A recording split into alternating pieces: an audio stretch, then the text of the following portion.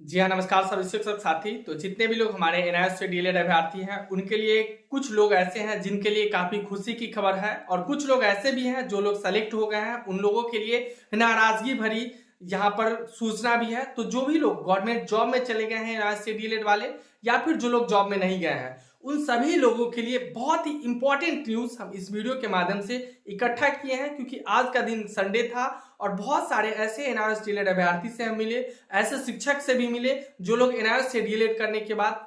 छठे चरण की जो बिहार की बहाली हुई थी जिसमें उनका सिलेक्शन हुआ। वहीं बात करते हैं बीपीएससी के द्वारा जो टीआरई 1 का हुआ उसमें भी सिलेक्शन हुआ है और उन लोगों के लिए यहाँ पर खतरा मंडरा रहा है, खतरा मंडराने वाला है। तो मैं उनके लिए भी बात करूंगा। वहीं बात करूंगा इलाहाबाद हाई कोर्ट के जो फैसला था उसका क्या फैसला आया। वहीं बात करूंगा कौशिक दास वर्सेस वेस्ट बंगाल का जो फैसला था वह फैसला का क्या हुआ, और वहीं ये सारा संक्षेप में मैं आप लोगों को बताऊंगा। और वहीं जो सबसे बड़ी बात है ये भी बातें करूंगा कि बीपीएससी टीआरई 3 का जो भर्ती बिहार में चल रहा है, यह भर्ती में एनआईएस डीएलएड वालों को मौका मिलेगा या फिर नहीं मिलेगा, क्या होगा, ये सारा मुद्दा पे हम इस वीडियो में बात करने के लिए आए हैं। तो देखिए, सबसे पहला मुद्दा जो यहाँ पे बनता है कि जो इलाहाबाद हाईकोर्ट में जो गजट प्रकाशन के लिए जो केस किया गया, इसको लेकर के क्या है अपडेट, तो इसका संक्षेप में बता दे रहा हूं कि जो इलाहाबाद हाईकोर्ट में का जो फैसला आया कि इसको अगला डेट दे दिया गया है और 1 मार्च को इस पे फैसला लिया जाएगा। लेकिन इसका बात मैं बता दे रहा हूं, यहाँ पर कोर्ट में जो है एमएचआरडी और एनसीटी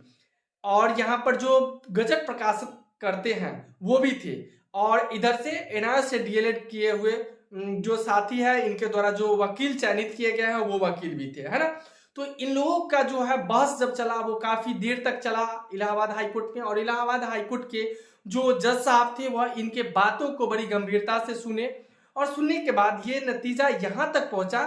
कि एनसीटी जो है वह पब्लिकेशन वाले को, गजट पब्लिकेशन यानी कि गजट को जो प्रकाशित करते हैं उन्हें पब्लिक करने के लिए, छापने के लिए इनको पेमेंट नहीं दिया। एनसीटी पेमेंट नहीं दिया गजट पब्लिकेशन करने वाले को। जैसा कि मैं आप लोगों को पहले भी बता दिया था कि जब हमारे एनआईएस से डीएलएड के अभ्यर्थी जो है वह इनसे आरटीआई के तहत जवाब मांगे कि हम लोगों का गजट प्रकाशन क्यों नहीं हुआ, जहां पे दिल्ली भी गए थे बहुत सारे लोग, वहां भी मांग किए, वहां डायरेक्ट पब्लिकेशन वाले के यहाँ गए तो वहां से एक ही जवाब मिला कि एनसीटी हमें पेमेंट नहीं किया। तो एनसीटी अगर पेमेंट नहीं किया तो इसकी जवाबदेही कौन लेता है? इसकी जवाबदेही 14 लाख एनआईएस से डीएलएड किए हुए अभ्यर्थी क्यों भुगतेंगे? इसके लिए एनसीटी को जवाब देना पड़ेगा कि वो पेमेंट क्यों नहीं दिया। उस पे केस जो फाइल हुआ है और उस पे जवाब उसको हर हाल में देना पड़ेगा कि वो पेमेंट पर गजट प्रकाशन के लिए क्यों नहीं दिया।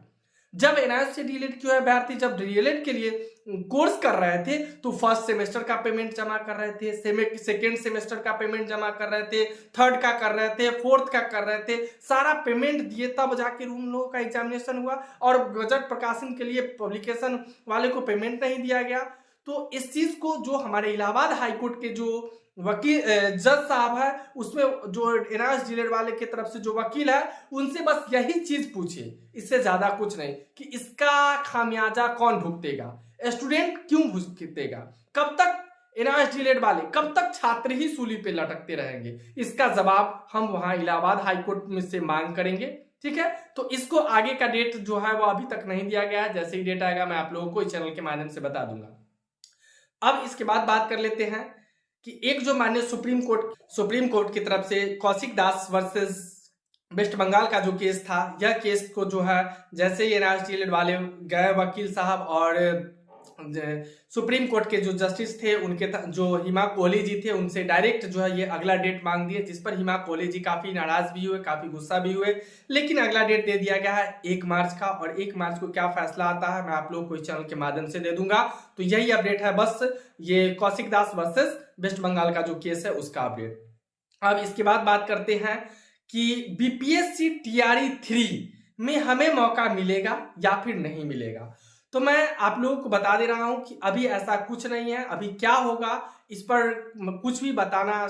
इतना आसान नहीं है कि हमें बीपीएससी टीआरई 3 में मौका मिलेगा या फिर नहीं मिलेगा। जिस तरह अदर राज्य में हो रहा है, जिस तरह असम में हो रहा है कि वहां के छात्र को मौका दिया जा रहा है और उसके बाद जो माननीय सुप्रीम कोर्ट का फैसला आएगा वह फैसला जो है वह सर्वमान्य होगा, तो अभी उस भर्ती में मौका दिया जाएगा। तो इसी तरह बिहार के बीपीएससी टीआरई 3 की भर्ती में भी मौका मिल जानी चाहिए। आगे जो भी फैसला आएगा वह एनआईओएस डीएलएड के हित में ही आनी चाहिए, क्योंकि यहाँ पर गलती जो है वह एनसीटी की है, तो एनसीटी इसका खामियाजा भुगते, है ना।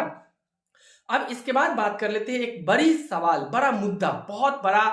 जो है चर्चा का विषय बन चुका है हमारे क्षेत्र में, हमारे पूरे राज्य में, हमारे पूरे देश में जो क्षेत्र में बन चुका है कि जो लोग एनआईओएस से डीएलएड किए हुए छठे चरण में भर्ती ले लिए हैं, सातवें चरण जो बीपीएससी टीआरई 1 हुआ उसमें भी भर्ती हुए, और उन लोगों पर अब एक केस करने का प्लान किया जा रहा है कि जब एक डिग्री को अनवैलिड किया जा रहा है और वही डिग्री से जॉब कर रहे छात्र हैं जो शिक्षक बन चुके हैं, तो वो शिक्षक कैसे रहेंगे, इसका जवाब हमें चाहिए। तो मैं एनआईओएस से रिलेटेड किए हुए जो भी लोग हैं या फिर जो लोग इसके नेतृत्व करता है उनसे ये बात कहना चाहूंगा कि अभी आपस में मतभेद पैदा ना करें, आपस में फूट पैदा ना करें, सभी लोग एक साथ मिलकर और इस चीज को लड़े और सरकार से मांग करे, माननीय नरेंद्र मोदी जी से मांग करे कि उनके ही कार्यकाल में ये एक विशेष कोर्स कराया गया और उनके ही कार्यकाल में इस चीज को समाप्त किया जा रहा है, इसका जवाब कौन देगा। ठीक है, उनसे मांग किया जाए, आपस में ना लड़े। आगे आप लोगों का क्या राय है इस पर कमेंट्स जरूर करके हमें बताइए कि इस आगे केस होनी चाहिए। जो लोग एनआईओएस से डीएलएड में छठे चरण में है और सातवें चरण बीपीएससी टीआरई 1 में जो भर्ती ले ली है उन पे होनी चाहिए या नहीं होना चाहिए, आप लोगों की क्या राय है कमेंट्स बॉक्स में कमेंट जरूर करना चाहिए। लेकिन मेरा एक राय है कि अभी आपस में न लड़े, माननीय सुप्रीम कोर्ट का फैसला आने दे, अगर अच्छी आ जाती है तो गुड, नहीं आती है तो आगे का जो भी निर्णय होगा हम सभी लोग एक साथ मिलकर के लेंगे। फिलहाल यही अपडेट था, तो आगे की अपडेट के लिए बस चैनल से जुड़े रहे, जो भी अपडेट होगा मैं आप लोगों को यहां से दे दूंगा। तब तक के लिए जय हिंद, जय भारत।